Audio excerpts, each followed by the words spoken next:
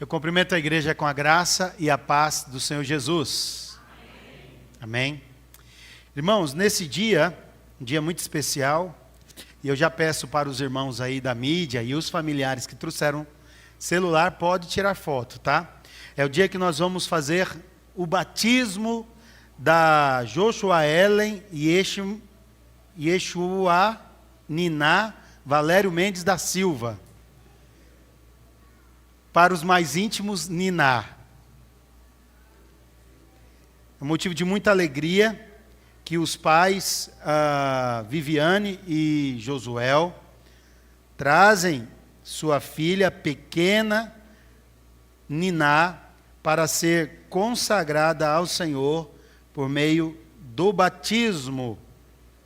E aí, a gente entende que o batismo, ele é um sacramento da nova dispensação, instituído por nosso Senhor Jesus Cristo, no qual a aspersão com água em nome do Pai, do Filho e do Espírito Santo é sinal e selo da nossa união com Cristo, do resgate dos nossos pecados pelo seu sangue, da regeneração dos nossos corações pelo Espírito Santo, da nossa adoção como filhos de Deus e da ressurreição para a vida eterna. Por meio desse sacramento, as pessoas batizadas são solenemente admitidas na igreja visível e entram com Deus em uma aliança em que Ele promete ser o seu Deus e o de sua posteridade. E as pessoas batizadas prometem pertencer-lhe inteiramente. Então vemos, pois, que o nosso Deus não somente se apiedou de nós, admitindo-nos no número de seus filhos e na comunhão de sua igreja, mas também se compadeceu de nossa posteridade, como está registrado em Gênesis 17:7. Abra a sua Bíblia em Gênesis 17:7. Se a mídia puder projetar para mim, é muito bom. Gênesis 17:7.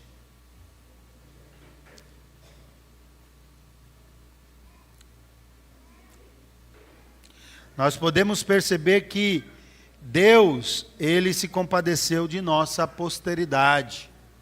O que diz a palavra do Senhor? A igreja pode ler para mim, por favor?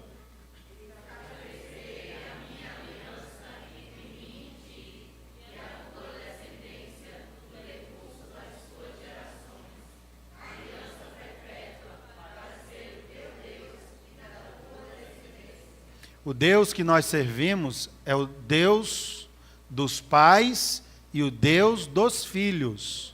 Ele é o nosso Deus e o Deus da minha descendência. Amém? E embora os filhos dos crentes também pertençam à raça de Adão e tenham por si uma natureza corrupta, Deus os aceita e os adota no número daqueles que constituem o seu povo em virtude desta aliança, em virtude deste pacto. Vamos ler em 1 Coríntios, capítulo 7, versículo 14.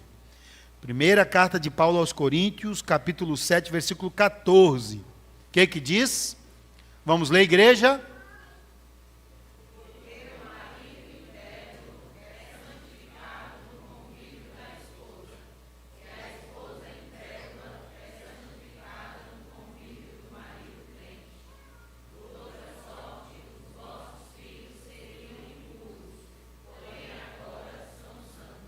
Os nossos filhos são coparticipantes da bênção que nos alcançou através do pacto, da aliança que temos em Cristo Jesus. E assim, os filhos dos crentes não têm menos direito hoje ao sacramento do batismo do que a descendência de Abraão tinha ao rito da circuncisão.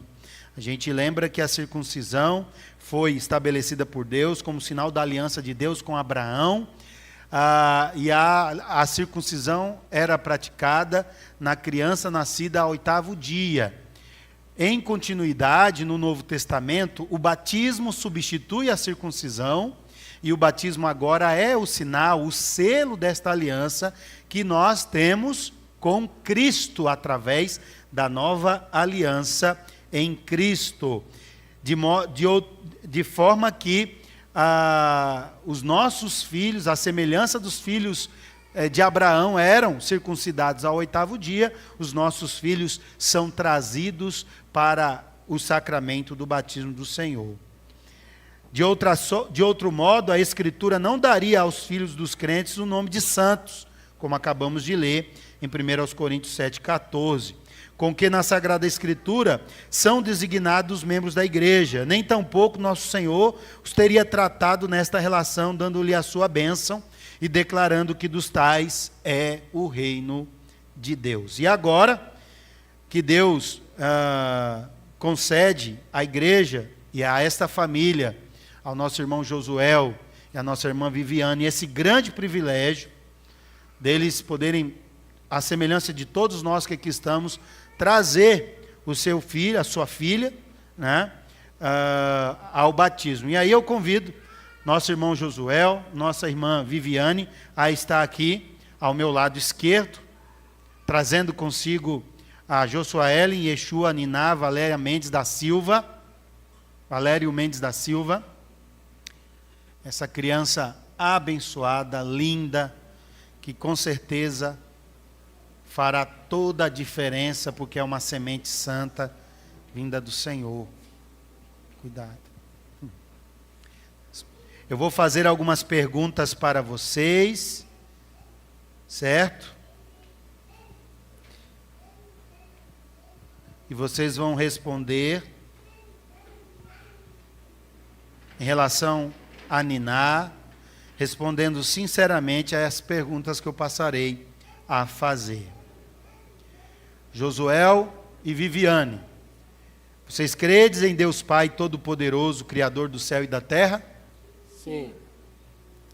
Vocês credes em Jesus Cristo, seu único Filho, nosso Senhor, o qual foi concebido por obra do Espírito Santo, nasceu da Virgem Maria, padeceu sob o poder de Pôncio Pilatos, foi crucificado, morto e sepultado, ressurgiu dos mortos ao 3º dia, subiu ao céu e está assentado à mão de Deus Pai Todo-Poderoso, de onde há de vir julgar os vivos e os mortos? Sim. Credes no Espírito Santo, em uma só igreja universal, na comunhão dos santos, na remissão dos pecados, na ressurreição do corpo e na vida eterna? Sim. Vocês prometem que, se o Senhor Deus for servido, conservar a vida desta vossa filha até a idade da razão, vocês se comprometem em instruí-la na crença seguida pelo povo de Deus, como vem ensinado nas Sagradas Escrituras? Sim.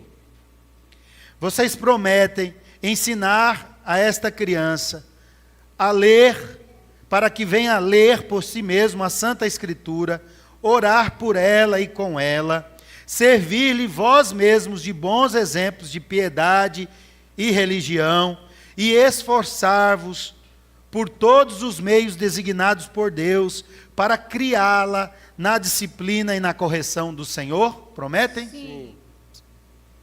Vocês prometem ler a Bíblia com ela e trazê-la à igreja com assiduidade, ensiná-la desde a mais tenra idade a respeitar o culto divino e a participar dele? Sim. Amém. Então, vamos orar. Eu peço à igreja que se coloque de pé. Vamos fazer uma oração. Senhor Deus, louvamos e bendizemos teu nome pela promessa que nos fazes de seres o nosso Deus e o Deus de nossos filhos. E agora, ó Pai, te pedimos que confirmes a tua promessa em referência a esta criança, a Niná, que aqui te é apresentada. Nós, a tua igreja, dedicamos, em especial seus pais, dedicam e oferecem a ti, pedindo que o Espírito Santo venha sobre ela e recebas debaixo da tua proteção e sejas o seu Deus e o seu Salvador. Ó Deus, regenere e santifique essa criança pelo poder do teu Espírito Santo e faça com que, quando ela chegar ao uso da razão, te reconheça e adore como seu único e verdadeiro Deus e Salvador, e te glorifique, ó Pai, por todos os dias de sua vida. Ó Deus, que o Senhor a incorpore, ó Deus, nessa igreja, nesse povo santo escolhido do Senhor, na comunhão do nosso Senhor Jesus Cristo, a fim de que ela tenha parte em todos os benefícios de sua morte, ressurreição e intercessão como membro deste corpo.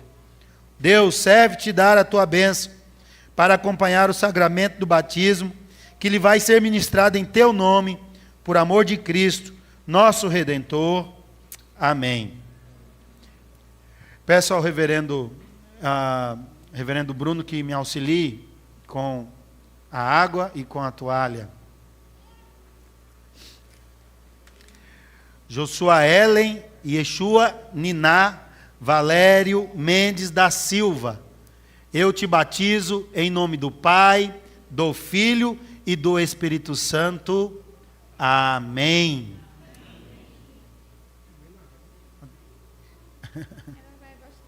Amém. A igreja pode se assentar.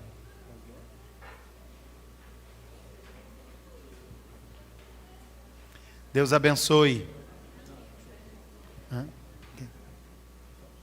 Reverendo Bruno, vem cá.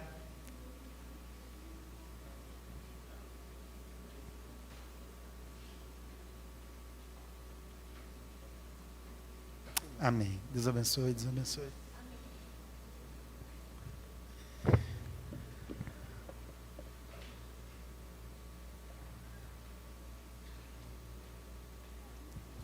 Vamos orar mais uma vez, curve sua face.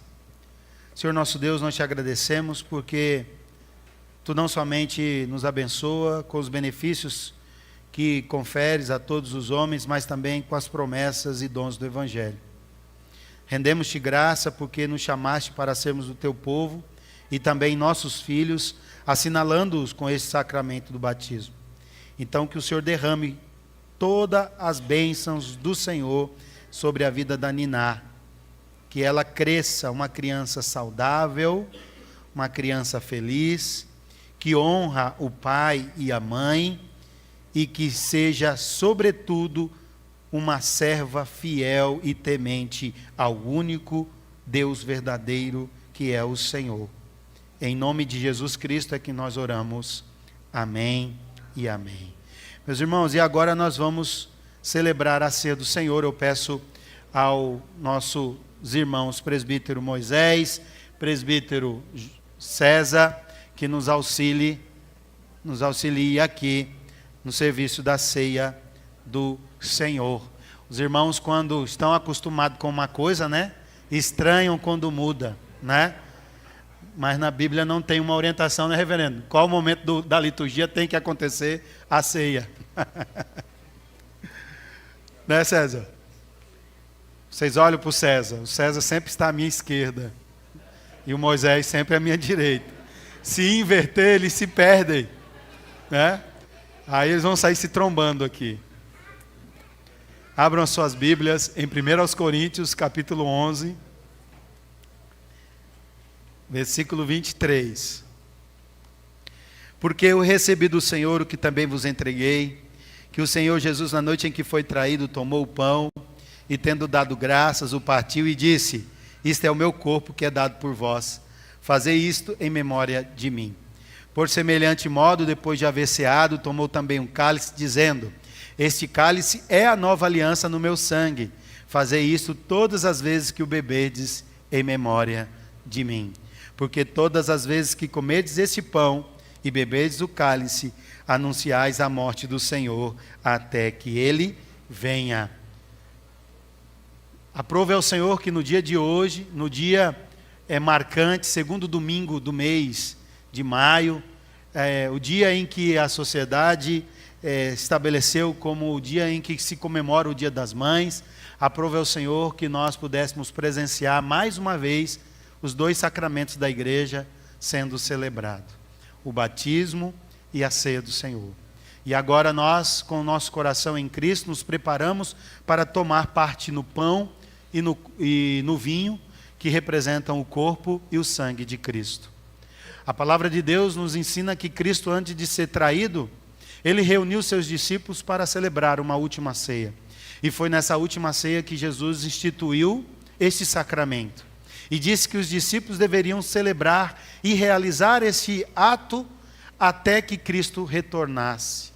Até que numa nova oportunidade eles ceariam novamente com Cristo no céu, na grande bodas do Cordeiro. E Cristo estabelece, por meio desses elementos, o pão e vinho, que eram utilizados na Páscoa, e que foi no momento de Páscoa que Cristo instituiu esse sacramento.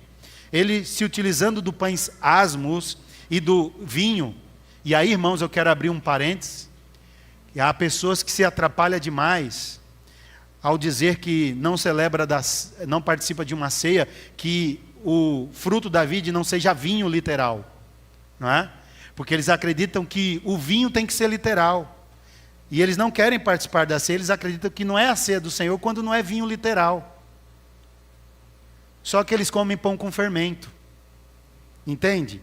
Se o elemento álcool é que faz a diferença na ceia do Senhor, no elemento do vinho, então o elemento fermento tem que também ser retirado. O pão tem que ser asmos. Entende? E eu acho que o evangelho tem mais a ver com fermento do que com o álcool do vinho. Porque Jesus disse: tomai cuidado com o fermento dos fariseus, remontando o pão asmos.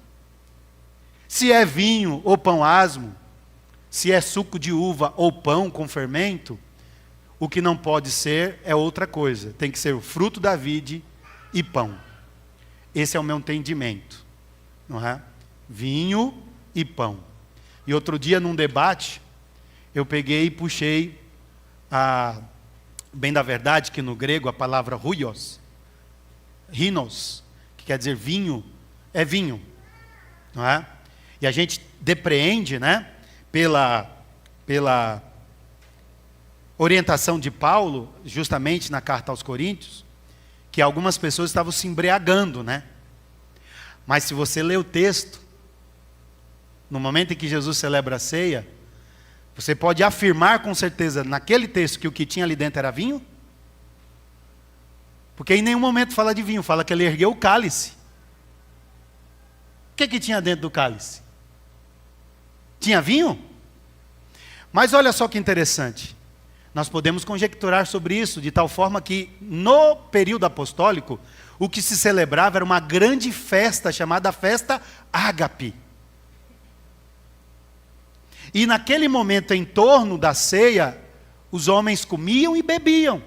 E exageravam na bebida. E Paulo critica isso. Coríntios capítulo 11. Olha, vocês estão se embriagando. Mas não quer dizer necessariamente que o vinho que era utilizado ali no cálice da ceia fosse vinho. Podia ser água, podia ser, né, qualquer outro tipo de bebida. Não há texto, não há referência. Não, Jesus pegou uma taça com vinho e bebeu. Não há referência para isso. Nós inferimos, a partir do texto de Paulo, a partir do contexto da própria Páscoa, em que eles realmente bebiam vinhos, comiam ervas amargas e comiam pão asmos.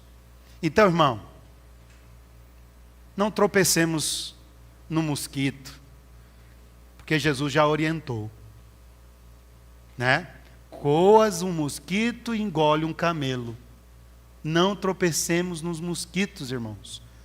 Aqui está o fruto da vide, é o que nós não podemos substituir por uísque, por champanhe, né, por água mineral. Uma vez eu fui celebrar a ceia na roça, os irmãos botaram Fanta uva.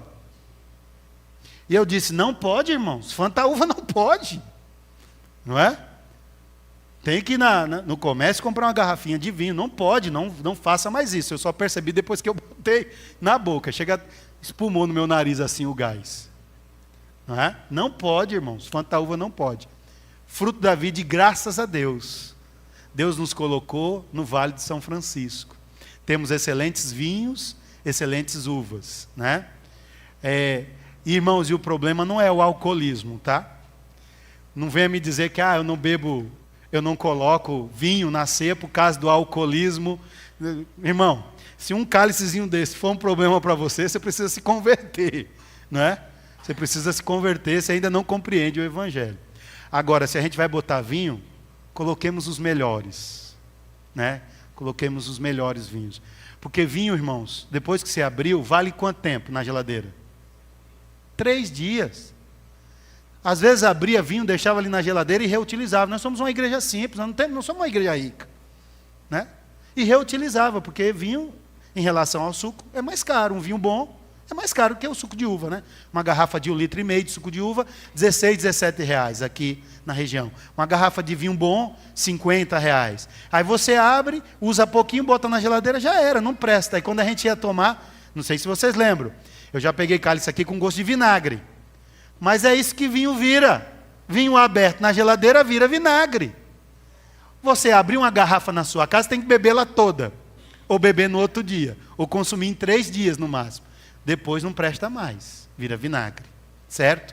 Então, irmãos, não tropecemos nessas coisas. O que a gente não pode é trocar o pão e o fruto da vide.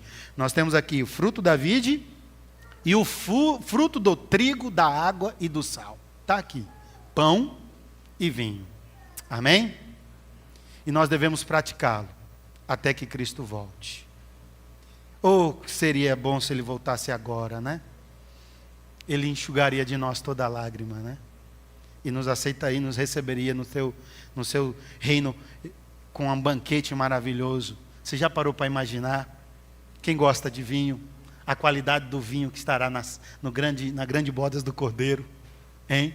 Jesus disse que ia beber de novo com a gente no céu o vinho. Já imaginou que pão será aquele lá na mesa, na bodas do Cordeiro? Imagine. Eu não vejo a hora de chegar lá. Não é? O mais, irmãos, tudo é vaidade. Como disse Salomão. Tudo é vaidade. Tudo passa. Só a palavra de Deus que permanece para sempre.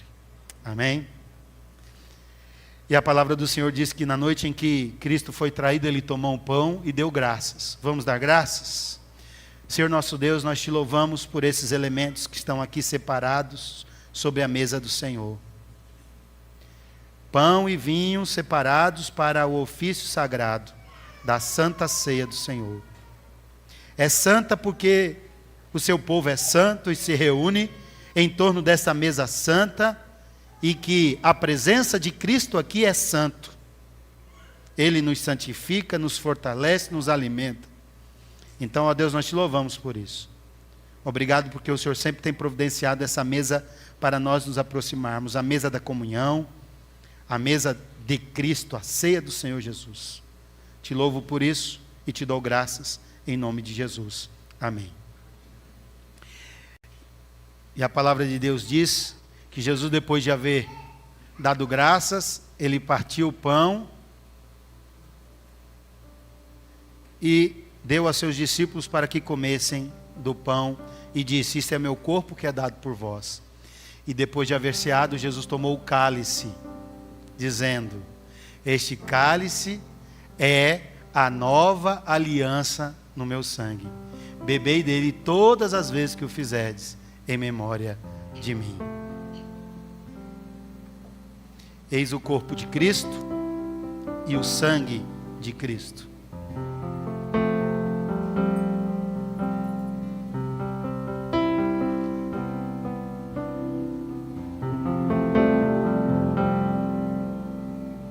Getsemane foi que meu Jesus orou, se entregando ao Pai mais uma vez. Logo vieram pessoas para o levar para a maior das provações. Ele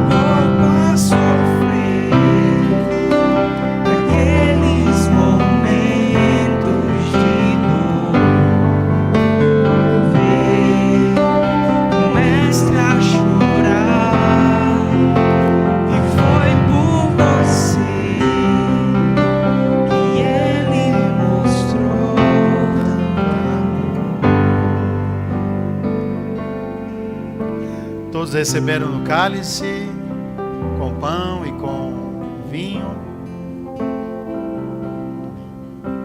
Bebamos todos, comemos todos e bebamos todos.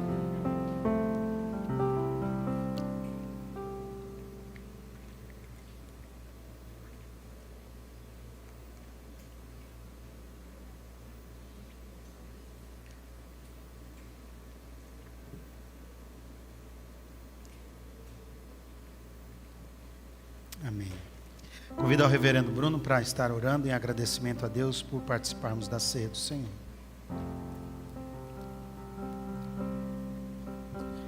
Senhor nosso Deus e Pai, te louvamos, ó Pai, pela graça que o Senhor confere a nós, ó Deus, a tua igreja, através desse sacramento, meio de graça, estabelecido pelo Senhor, ordenança do nosso Salvador Jesus Cristo.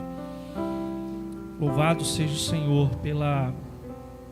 por nos conceder força, fortalecer a nossa fé, por meio da graça que é oferecida nesse sacramento, na tua palavra, no fato de estarmos juntos ao redor da mesa, em plena comunhão com o Senhor, o Cristo que está vivo, que morreu na cruz para perdoar os nossos pecados e que, como ouvimos nessa noite mais uma vez, prometeu retornar para que nós estejamos com Ele, com o Senhor, em todo o tempo. Louvado seja o Senhor. Louvado seja o Senhor pela comunhão bendita com o Teu Filho. Louvado seja o Senhor Deus por ter nos feito povo do Senhor. Agora, Deus, rogamos mais uma vez, continue, ó Deus, a derramar da Tua graça, do Teu favor imerecido sobre todo o Teu povo, para que continuemos andando em novidade de vida, andando, ó Deus, como membros do Teu corpo, louvando e engrandecendo ao Senhor, em palavras, em pensamentos, em ações, em todas as coisas que fizermos, para a honra e glória do Senhor. Em Cristo nós te louvamos e oramos. Amém. Amém. As crianças, ó, as uvas estão bem bitelas, né? Cuidado com as crianças aí. Engasgar. Mordei, viu, filho? Tudo suportou. Ele carregou nossa cruz. Vê escravos nas mãos, seu corpo a sofrer naqueles momentos de Deus dor. abençoe. Vê o mestre a chorar, e foi por você que ele mostrou tanto amor. Pode sentar.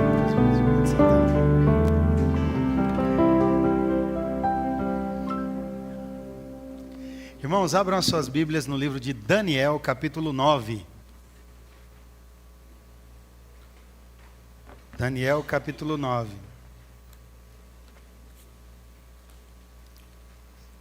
Ah, sim, eu estava falando, né, que no debate que nós estávamos, aí os irmãos lá debatendo sobre vinho, sobre álcool, sobre ceia, aí eu peguei e postei lá vários vinhos sem álcool, né? Mandei lá, ó, compre os vinhos sem álcool, se o problema é esse, né? Vamos ficar, se o problema é suco de uva e o álcool, então compre um vinho sem álcool, pronto, vocês vão resolver o problema de vocês aí. Eu mandei vários links de empresas que vendem vinho sem álcool.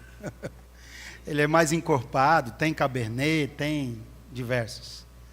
Vinho sem álcool, vinho branco, vinho vermelho. Meus irmãos, nós estamos pregando sobre o livro de Daniel. E nós temos mais 3 pregações sobre o livro de Daniel. E nós vamos falar hoje sobre isso. Toda vez que chega nesse capítulo, eu lembro das diversas orações que nós vemos na Bíblia, né? Uma das que me marca, por ser hoje um dia Dia das Mães, é a oração de Ana, mãe de Samuel.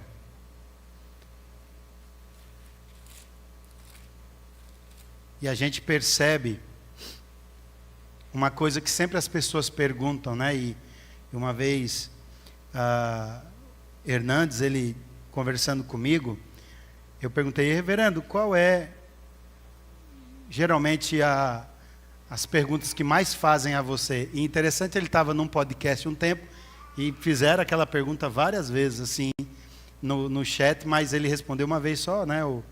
Ele não pode ficar respondendo a mesma pergunta o tempo todo, já foi respondida, né? E a pergunta que as pessoas sempre fazem a ele, segundo o que ele me disse, é assim: se Deus já decretou todas as coisas, se Ele já sabe de antemão tudo que vai acontecer, por que orar? Por que orar? Se Deus já decretou tudo. Ele disse que essa é uma das perguntas que mais fazem a ele. E aí nessa noite nós vamos falar sobre isso, sobre a oração de Daniel. E nós que estamos estudando o livro de Daniel, nós sabemos que Daniel, ele teve visões e revelações de Deus das coisas que iriam acontecer. E diante dessas visões e revelações que iriam acontecer, diante de um homem, aqui Daniel já tinha quantos anos? Lembra de quantos anos ele tinha aqui? 84, 86, 87 anos. Ele chegou na Babilônia com 14 anos de idade. Ele já está com 86 anos de idade aproximadamente, certo? E ele teve visões, as visões diante dele aconteceram, e ninguém mais do que Daniel sabia que Deus já havia dito o que iria acontecer. Vamos ver qual é a postura de Daniel, se ele é alguém que cruza os braços, ou se ele é alguém que dobra os joelhos, mesmo sabendo dos decretos de Deus. Vamos lá?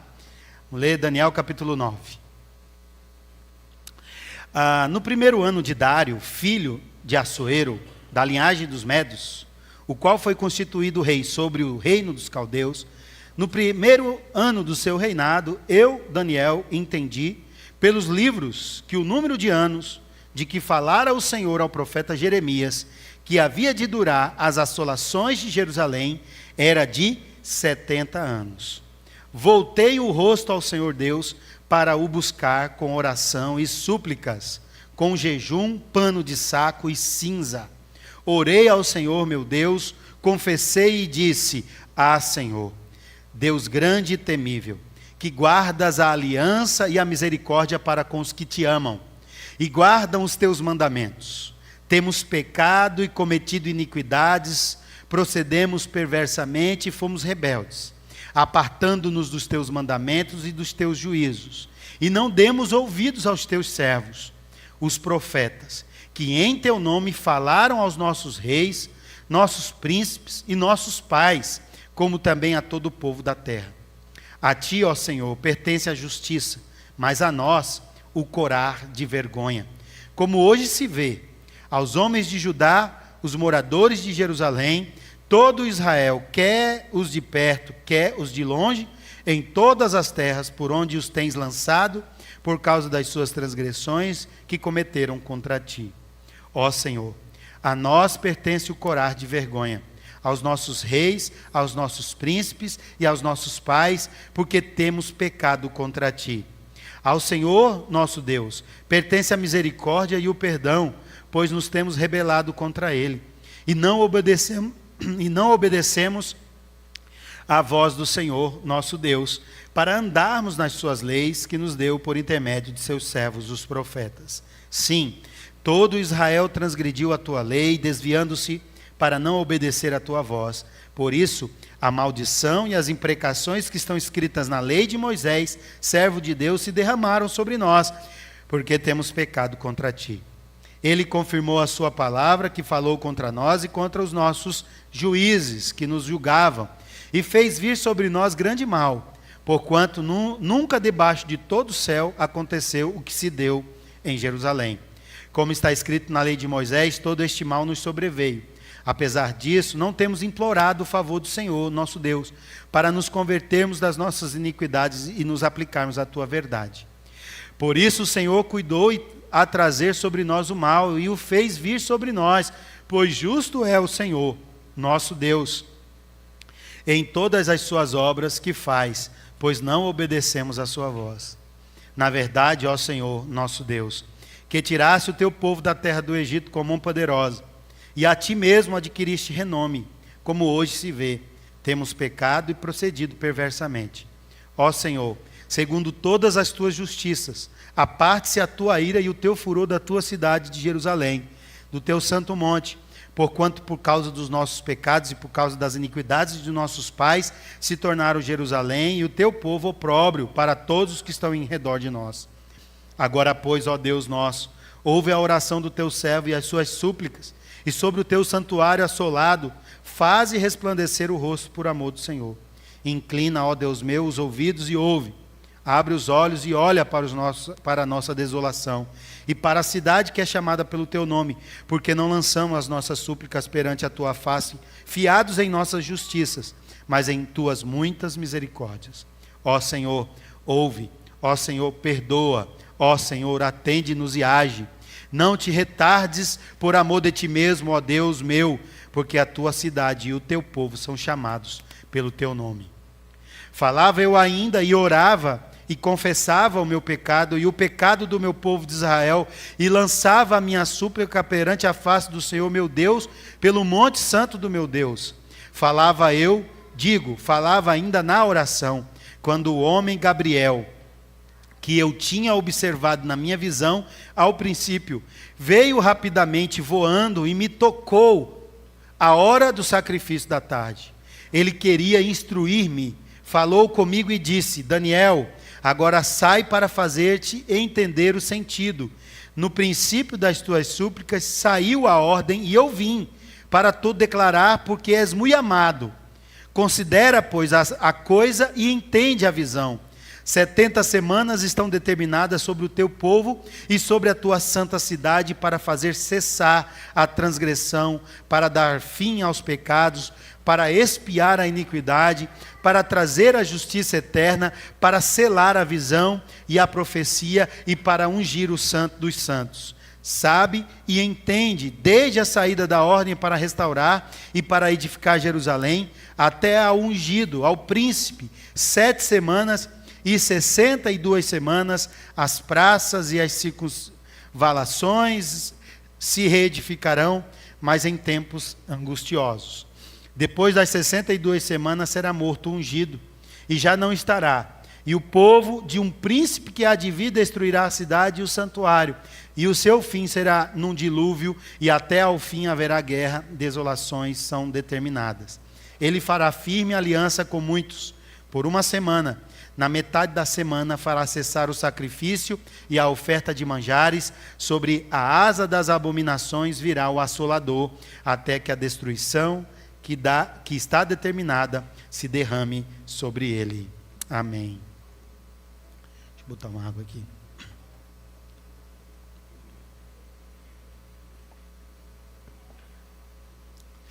Lembre-se que nós estamos diante de uma profecia, e geralmente profecia é carregada de metáforas, de símbolos, não é? E quem está estudando o livro de Daniel com a gente tem entendido um pouco sobre isso. Não necessariamente sobre a profecia e seus aspectos de forma aprofundada, mas toda profecia bíblica possui símbolos e possui metáforas e parábolas e, enfim, informações que são, em certo sentido, metafóricas, que apontam para fatos futuros. Eu pulei, se os irmãos forem atentos, eu pulei do capítulo 7, que nós pregamos, capítulo 6, pregamos sobre a cova dos leões, e eu pulei o 7 e o 8.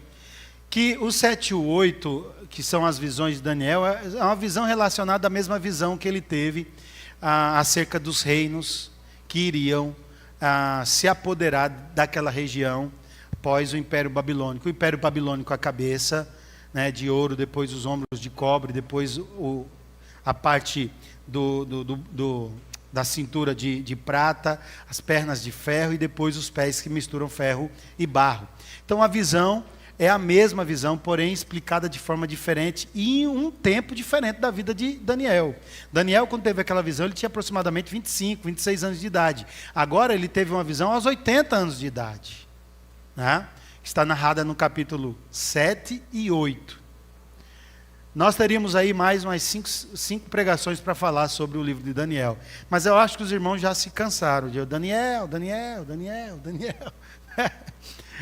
Então a gente pulou esses 2 capítulos. Mas é muito interessante você olhar esses 2 capítulos, buscar os estudos sobre os capítulos 7 e 8 de Daniel.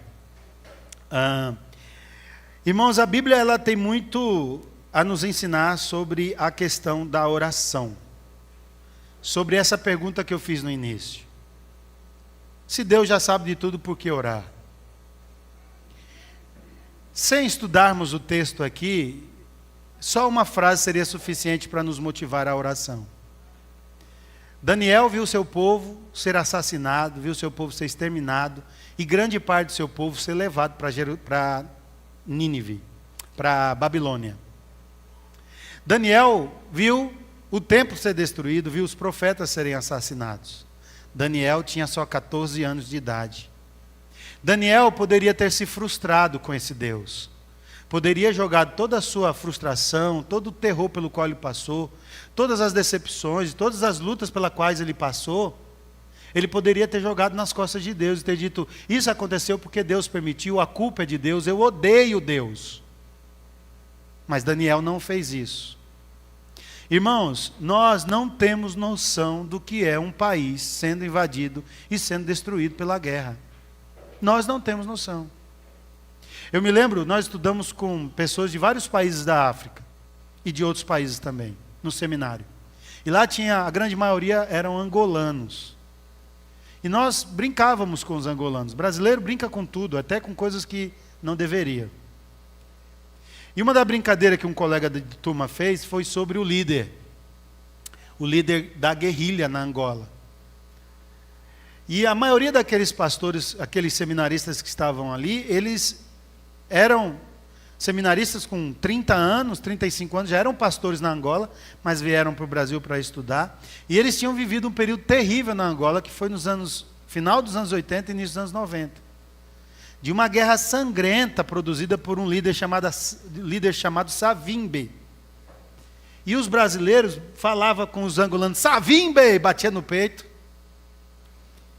E os angolanos abaixavam a cabeça, ficavam chateados. E uma vez um angolano, assim num grupinho nosso, disse assim, nunca mais fale isso para um colega nosso. Nunca mais fale isso. Você não sabe o que é viver num país em guerra. Você não sabe o que é perder seus pais, perder seus irmãos, perder toda a sua família para a guerra e você viver sozinho no mundo, sem ninguém. Você não sabe o que é perder sua casa, perder seus bens, perder seus patrimônios. Vocês não sabem o que é viver num país em guerra.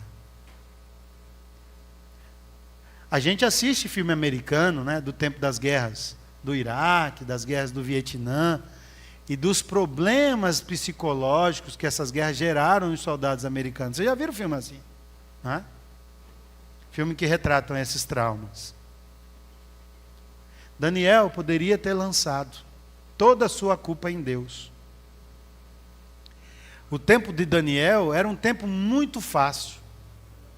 Quando ele queria saber o que estava acontecendo em Jerusalém, ele acessava o Instagram. E ele via, olha, a bomba caindo, né? Perseguição, espada. Quando ele queria se comunicar com sua família em Israel, em Jerusalém, ele fazia uma videochamada. Tudo era rápido. Era assim? Não era, irmãos. A vida era muito mais cruel naquele tempo. A vida era muito mais cruel. E mesmo assim, Daniel não jogou a culpa em Deus. E Daniel era um molecote. Quando ele assentou em seu coração o desejo de servir a Deus e honrá-lo para toda a sua vida. E ele foi provado nisso. Ele foi provado a se aculturar na cultura babilônica. Ele foi provado a se deleitar nos prazeres daquela cultura totalmente anticristã, anti-Deus.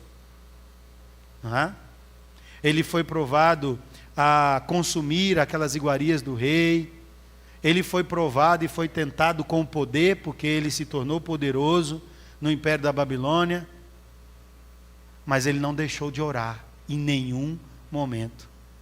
E não só isso, Daniel teve visões, ele sabia o tempo que duraria o sofrimento de seu povo.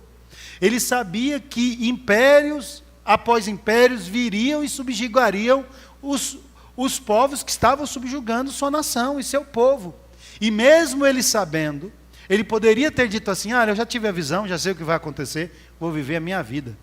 Como diz o brasileiro, deixa o pau torar aí.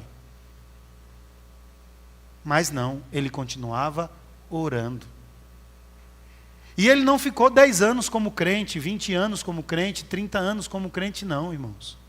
Ele ficou a vida dele toda, e aos 80 anos de idade ele ainda era crente. E ele preferiu ser lançado na cova dos leões do que deixar de orar e de buscar a Deus, irmãos. E eu lhe pergunto, qual é a importância da oração na sua vida, na sua casa, na sua vida espiritual? Qual é a importância da oração? E outra coisa que eu gostaria de frisar, irmãos, a ira de Deus, e hoje de manhã na escola dominical, você lembra, nós falamos do profeta Ezequiel, e nós vimos o profeta Ezequiel profetizando o que iria acontecer, não é? Não só o profeta Ezequiel, mas Isaías, Jeremias. Não é à toa que Daniel se encontra com o livro de Jeremias aqui. Esses reinos eram fora de sério. Eles invadiam as nações, mas aquilo que realmente era importante eles não destruíam. Eles traziam para os seus palácios. Eles destruíam prédios, eles destruíam casas, matavam pessoas. Mas material histórico, cultural, eles traziam para si. Eles preservavam isso. Quando Nabucodonosor entrou no templo e destruiu o templo e trouxe os utensílios do templo, ele trouxe consigo os baús que armazenavam as leis de Israel. Os 5 primeiros livros da Bíblia, os livros dos profetas, que eram guardados dentro do templo. Ele também trouxe para a Babilônia. E Daniel, como líder, como chefe, como governador, tinha acesso a esses materiais. E ele foi ler os livros. Dentre eles o livro do profeta Jeremias. E ele foi impactado com a mensagem de Jeremias, dizendo, já profetizando antes do nascimento do próprio Daniel, que Israel seria destruído e durante 70 anos viveriam no cativeiro, sem retornar para a sua nação, e eles seriam espalhados por todo o mundo. E Daniel se depara com esse livro, e ele lendo o profeta Jeremias, ele se põe aqui aos 86 anos de idade, a dobrar os seus joelhos e a fazer um pedido de perdão a Deus. Ele vai pedir perdão a Deus. Pedir perdão a Deus pelo seu povo, pelos seus pecados, pelos príncipes, pela nação e por si próprio. Ele vai clamar por perdão a Deus. E ele vai pedir a Deus que Deus mude a situação do povo. Que Deus tenha misericórdia do povo. Que Deus haja em favor do seu povo. Que Deus venha restaurar a sua nação, restaurar a vida do seu povo. Mas quanto tempo durou o cativeiro de Israel? 70 anos. Então, irmãos, olha, o que eu queria dizer, antes de adentrar a pregação. Se você fizer bobagem como crente, bobagem usando o termo teológico, pecar, se você pecar, assuma as consequências do pecado. Não fique se comiserando por aí. Ai, meu Deus, eu sou pobrezinho, eu sou coitadinho, eu sou... Assuma as consequências do pecado, irmão. 1 ano, 2 anos, 3 anos, 4 anos... Deus, já está demais, 4 anos já está demais, eu ainda estou... Irmão, Israel ficou 70 anos no cativeiro, sofrendo as consequências de seu pecado. Então, seja um crente fiel a Deus. Deus, eu errei, e se isso é consequência Me dê capacidade, estrutura para suportar as consequências dos erros e dos pecados que eu cometi. Por quanto tempo, Deus? Deus está demorando demais, 1 ano é demais, 2 anos é demais. Deus, o tempo que o Senhor achar necessário para corrigir o meu coração, haja. E corrija o meu coração. E mude minha vida. Né? Então, pense nisso. Israel, 70 anos. Tem decisão que você toma, irmão, que você vai carregar essa decisão para o resto da vida. Você vai carregar essa escolha errada, esse pecado que você cometeu para o resto da vida. Você vai ter que lidar com ele. O perdão você recebe, está perdoado. Mas as consequências você vai arrastar pelo resto da vida. Jesus te ama, Jesus morreu por você. Ele te perdoou, você já está perdoado, você está restaurado. Mas as consequências você vai sofrer por um tempo. Tem pecados que é por resto da vida. Você vai sofrer aquela consequência. Então veja como você vai estar vivendo. Veja como você está conduzindo sua vida. Não se comisere demais. Viva para Deus, busca viver o agora. O que eu fiz ontem, Deus me perdoou, mas eu quero viver uma santidade agora. Eu quero viver para Deus agora. E não dar mais essas cabeçadas. Irmãos, a gente lembra de Jonas. Jonas, o profeta Jonas, ele entrou em Nínive e pregou a destruição de Nínive. Mas o povo de Nínive orou e Deus mudou. Deus é soberano, tão soberano que Ele é capaz de mudar as decisões que Ele toma. Deus é soberano para mudar as decisões que Ele toma. Ele disse, e a Bíblia às vezes chama isso de arrependimento. Deus se arrependeu, não é que Ele se arrependeu, porque Deus é tão soberano que Ele é capaz de alterar o que Ele quiser. Nada pode ir contra a soberania de Deus. Deus olhou para Nínive e disse, eu vou destruir Nínive. Jonas pregou, o povo se arrependeu, clamou a Ele, Deus perdoou todos eles. Não é? Deus ia destruir a nação e ia exterminar a humanidade da terra. Deus se arrependeu de ter criado o homem, mas Deus viu Noé, um homem reto, justo, temente a Deus. E Deus preservou a humanidade por causa de Noé. Abraão estava orando por seu sobrinho Ló, que estava em Sodoma, e Sodoma ia ser totalmente destruído. Mas porque Abraão orou, Deus preservou Ló. Deus, Ele é soberano para alterar os seus decretos. Ele pode alterar aquilo que Ele quiser. Aquilo que Ele quiser. Às vezes a nossa mente não compreende. É por isso que Daniel e diversos personagens dobram os joelhos e oram. E clamam a Deus. É por isso que Deus, Ele realiza milagres. Ele realiza milagres. Porque pessoas se colocam em oração, clamando por algo que eles desejam para si. Lembra da mãe Ana, que era estéril e que clamou a Deus por um filho? E Ana tinha um excelente marido. Talvez você olhe para o seu lado e vê que você está casado com um caba que não é um marido tão bom. Mas Elcana era tão bom que disse para a mulher, eu não sou melhor para você do que 10 filhos? Diga, irmão, diga, minha irmã, será que seu marido é melhor que seus filhos? Não precisa dar cutucada nele, não. Mas Elcana disse que ele era melhor do que 10 filhos. Ele era um marido tão bom, tão atencioso, tão carinhoso, tão prestativo, que ele disse para sua esposa, não precisa chorar. Eu não me preocupo se você é estéril. Eu sou melhor para você do que 10 filhos. Diga aí. Era um homem de verdade. Um homem macho. Não é? Mas Ana queria ter um filho. E ela orou. E Deus mudou e deu um filho para uma mulher estéril, irmãos. Deus tem poder para mudar o que Ele quiser. E é por isso que Daniel orou a vida toda. Será que você precisa orar? Ah, Deus é soberano, Deus sabe de tudo. Será que você precisa orar? Aí nós vamos aprender com Daniel aqui algumas coisas. Primeiro, quais são os pressupostos da oração? Quais são os pressupostos da oração segundo Daniel? Eu estou pregando nessa noite sobre os aspectos da oração que Deus ouve. Tá? Quais são os aspectos de uma oração que Deus escuta? Isso parece até um erro teológico, porque Deus ouve tudo, né? Deus ouve tudo, mas ouvir no sentido de uma oração que está sintonizada com a palavra de Deus, né? Não adianta você fazer igual alguns membros de facção criminosa.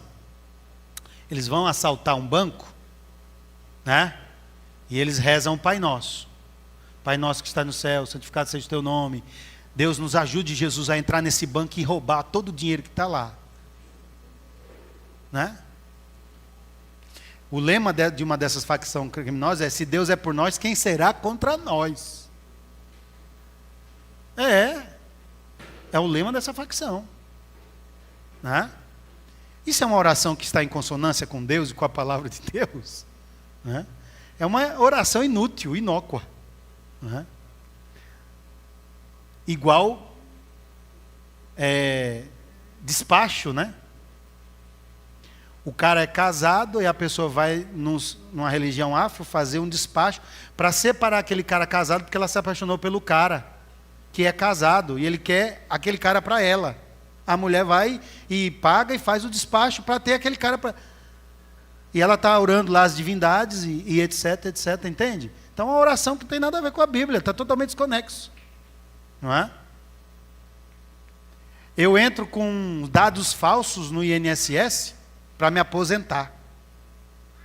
Oh Deus, me aposenta, Senhor. Me aposenta, Deus. Os dados tudo falso. Você é trabalhador rural, nunca pegou na enxada na vida, sou trabalhador rural. Essa oração está em consonância com a Bíblia, com a palavra de Deus? Não está, irmão. Não é? Oração que os times fazem antes do jogo de futebol.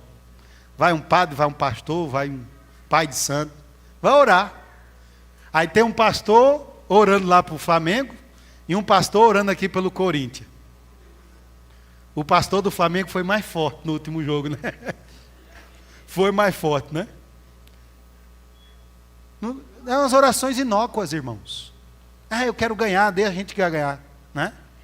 Se vai a oração, Deus me proteja, não deixe que eu me machuque, nem que eu machuque ninguém e tal, nessa minha atividade, a minha profissão e etc. Tudo bem. Mas vamos, Senhor, nos abençoe para a gente sair daqui com a vitória, a gente quer ganhar, o Senhor está conosco. É o outro, Deus está comigo também, Deus me deu. Aí Deus fica em dúvida, né? Deus fica em dúvida. Quem eu vou ouvir? Inócua. Orações inócuas. Não serve para nada. Quais são os pressupostos da oração que Daniel nos ensina?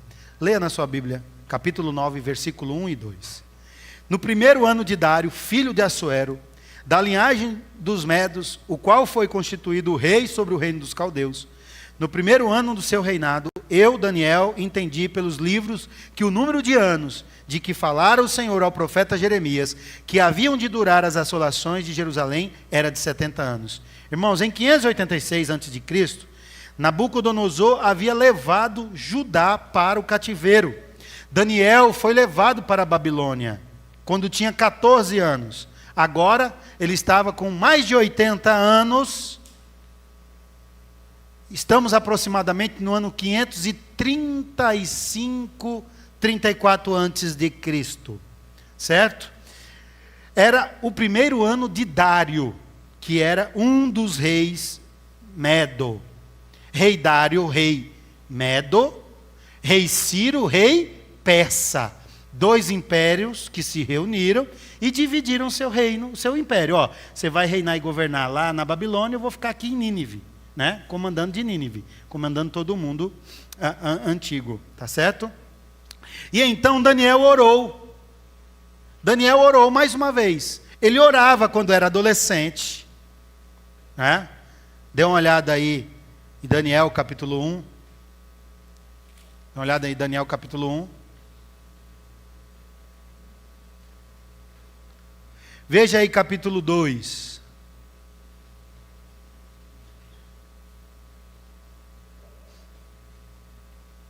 Veja aí no capítulo 2, versículo 17 e 18. O que diz?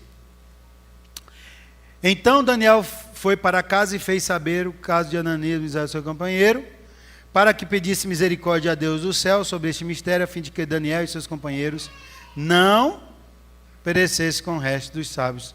Daniel era alguém que costumava orar. Ele orava 3 vezes ao dia, como nós já vimos, com as janelas abertas para Jerusalém. E Daniel, aqui no capítulo 9, que nós estamos lendo, mais uma vez ele ora. O decreto de Deus era que o cativeiro iria durar 70 anos, mas a determinação de Deus passaria pela oração de quebrantamento do seu povo. Aqueles anos de cativeiro ainda não tinham trazido quebrantamento ao povo. O sofrimento não fez com que o povo se voltasse para Deus. Daniel, mesmo assim, não se sentiu desanimado de orar por causa do decreto. Ao contrário, ele ficou mais encorajado para fazer. Daniel permaneceu firme naqueles 68 anos de cativeiro. Ele foi provado, mas nunca sucumbiu ao pecado. Algumas vezes preferiu a morte do que pecar contra Deus, e Deus o honrou. A Babilônia caiu, mas Daniel continuou de pé. E agora no Império Medo-Persa, é o segundo homem mais importante. Ele foi alçado como o segundo homem mais importante. E nem as provações, nem a promoção corromperam o coração de Daniel. Daniel foi um homem dedicado ao estudo da palavra de Deus. Nós vemos, neste capítulo, Daniel estudando os livros. Daniel tinha visões, mas nunca abandonou o quê? A palavra de Deus. Tem crentes aí que só vivem a sua vida em visões, né? Já viu isso? Só quer ter visão. Visão, sonho, um monte de crença. Ah, eu tive uma visão disso, daquilo, tive um sonho disso, daquilo. Tudo bem. Mas vá para a palavra. Não abandone a Bíblia. Passe sua visão pelo crivo da Bíblia, pelo crivo da palavra de Deus. Daniel tinha visões, mas ele nunca abandonou a palavra de Deus. Ele estava aqui agora, como diz o texto, irmãos, examinando o livro do profeta Jeremias. Olha o que diz o texto. Daniel, entendi pelos livros que o número de anos que falara o Senhor ao profeta Jeremias, que havia durar as assolações de Jerusalém, era 70 anos. Daniel teve a visão, 7 tempos, e agora com a profecia de Jeremias, ele entende que esses 7 tempos se referia a 70 anos. Dê uma olhadinha em Jeremias capítulo 25, versículo 8. Jeremias, capítulo 25, versículo 8. Jeremias 25, versículo 8, vamos ler até o 11. Olha só o que diz a palavra do Senhor. Portanto, assim diz o Senhor dos Exércitos: visto que não escutastes as minhas palavras, eis que mandarei buscar todas as tribos do norte, diz o Senhor, como também a Nabucodonosor, rei da Babilônia, meu servo, e os trarei contra esta terra, contra os seus moradores e contra todas estas nações em redor, e os destruirei totalmente. E os porei por objeto de espanto e de assovio e de ruínas perpétuas. Farei cessar entre eles a voz do folguedo e a de alegria, e a voz do noivo, e a da noiva, e o som da moz, e a luz do candeeiro. Toda esta terra virá a ser um deserto e um espanto. Estas nações servirão ao rei da Babilônia 70 anos. A vida de Daniel, irmãos, é construída sobre esses 2 pilares: oração e palavra. Esse é o pressuposto da oração. Toda oração deve ser fundamentada na palavra de Deus. Toda oração deve relevar os atributos de Deus, sua autoridade, seu poder, seu domínio. Nós, primeiramente, precisamos reconhecer que Deus tem autoridade sobre nós. É por isso que a Igreja Presbiteriana do Brasil nunca chancelou a prática de determinar que Deus faça isso ou aquilo. Orações do tipo: eu determino, eu declaro. Ó Deus, o Senhor está no canto da parede, eu quero que o Senhor faça isso para mim. Nós não chancelamos esse tipo de comportamento, porque esse comportamento não é um comportamento bíblico. A oração bíblica é aquela oração que reconhece a soberania de Deus sobre si. É uma oração que pede, que suplica, que clama, que entende que o plano de Deus é melhor, mas ainda que nós façamos pedidos. Ó Deus, faça isso por mim. Ó Deus, eu quero isso, Senhor. Mas que seja feita a tua vontade, não a nossa. Essa é a oração bíblica. Jesus, quando ensinou a oração do Pai Nosso, a primeira palavra que aparece na oração modelo é Pai. Ou seja, nós temos que reconhecer que Deus é o nosso Pai, por quem nós devemos nutrir submissão, reverência, e reconhecer que Ele é soberano. Pai nosso que está no céu, Ele não é você, não é esse cara lá de cima, não é esse camaradinha que anda comigo, não. Ele é meu Senhor, Ele é o Deus Todo-Poderoso, Ele é o Deus Criador dos céus e da terra, a quem eu devo reverência, na face de quem eu devo curvar a minha face. Não é? Por isso que a gente tem que tomar cuidado às vezes, quando usamos as palavras em português, que gera uma certa intimidade. Ó Deus, você me ama, o Senhor é o cara. Né? Esse tipo de expressão denota mais um coração não litúrgico, né? Do que alguém que compreende o que é estar diante do Deus Todo-Poderoso e que tem autoridade. Ele é o Abba Pai, Ele é o Pai, Ele é o paizinho, mas Ele não é o cara, Ele não é você, Ele não é o brother. Né? Ele é nosso Senhor, Ele é Deus, Ele é santo, Ele é perfeito. Tá? Devemos tomar cuidado com o nosso coração quando nos aproximamos de Deus em oração. A nossa oração é fundada na palavra. Esses são os pilares do relacionamento com Deus: oração e Bíblia, oração e palavra. E outra, irmão, você tem que tomar cuidado para não ser deficiente físico, né? Imagine alguém com a cabeça muito grande e com um corpo bem fininho. É uma pessoa que tem hidrocefalia, né? Aí tem pessoas que elas leem muito a Bíblia, conhecem tudo de Bíblia, mas intimidade através da oração é zero. Então a cabeça é grande e o corpo bem fininho. Tipo esses bonequinhos, como chama? Que vende por aí, que a cabeçona é bem grande e o corpinho. É o Funko, né? O nosso corpo tem que ser orgânico.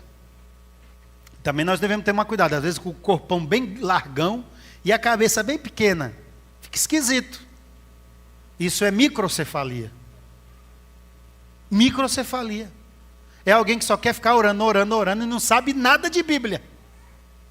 Você pergunta para ele alguma coisa sobre Bíblia, ele não sabe nada. Não sabe traçar a história do plano de salvação, não conhece a história, nada. Por isso que a vida espiritual em Deus, a fé em Deus denota leitura da Bíblia, oração. Isso é crescer na graça e no conhecimento de Deus. Isso é ter um corpo orgânico, cabeça normal, corpo normal, seguindo em frente, servindo a Jesus. Ronald Wallace, ele comenta acerca da influência da palavra de Deus sobre o povo no cativeiro babilônico da seguinte maneira: para toda a comunidade, abre aspas, da Babilônia, foram os livros que conservaram suas tradições, sua teologia e sua adoração íntegra, vivas e fiéis. Eles não tinham templo algum. Havia com certeza algumas vozes proféticas vivas que lhes podiam trazer uma palavra direta e nova da parte do Senhor. Sua principal inspiração, porém, vinha do estudo, leitura e interpretação das Sagradas Escrituras. Foi nesse período, irmãos, do cativeiro que surgiram as sinagogas. As sinagogas surgiram no período do cativeiro de Israel. E as sinagogas são até hoje os locais onde os judeus se reúnem para estudar a lei de Deus. Desde essa época, as sinagogas passaram a exercer uma função fundamental na vida religiosa do povo judeu. Jesus, os apóstolos, fizeram uso das sinagogas para a propagação do Evangelho de Jesus Cristo e para alcançar todo o mundo. Foi nesse contexto. Bíblia e oração. Isso é uma vida espiritual orgânica. E, irmãos, os demais assuntos falarei na próxima pregação, tá? Porque o tempo já foi, já são 8h27. Curve sua face, vamos orar nesse momento. Senhor nosso Deus, olhando a vida de Daniel, percebemos que ele, apesar de ser um senhor idoso, ele nunca abandonou a oração e o estudo da sua palavra. Ó Deus, fortaleça-nos no Senhor. Nesse tempo, nesses momentos tão complexos e difíceis da vida, o Senhor nos tem levantado como semente santa, como servos e filhos do Senhor. Que o Senhor possa, segundo as suas misericórdias, nos auxiliar a buscarmos e a cultivarmos uma vida de oração e de leitura da sua palavra. Ó Deus, ajude a tua igreja, em nome de Jesus. Amém e amém. Meus irmãos, o reverendo Bruno vai orar, encerrando esse culto, vai impetrar a bênção apostólica, e logo após a bênção apostólica, ele fará os avisos e teremos o pós-lúdio.